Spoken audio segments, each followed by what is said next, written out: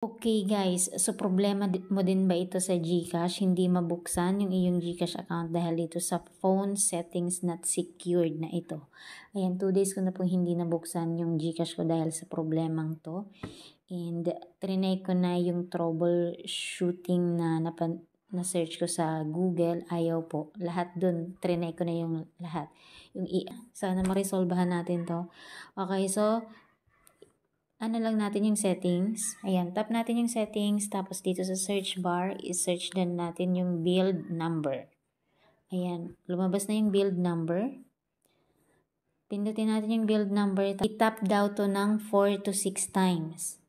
Tapos enter lock screen passwords. Ilalagay nyo lang po yung phone screen lock nyo dito. Ayan, and then tayo sa settings. And then, scroll down, additional settings, OTG connection. And then, balik tayo doon. Balik tayo dito sa settings, additional settings. Tapos, developer unlocking. Ito, developer option. I-off natin tong developer option. Okay, tapos i-off natin yung developer option guys ha. Tapos balik tayo dito. Tingnan natin kung yung GCash okay na ba.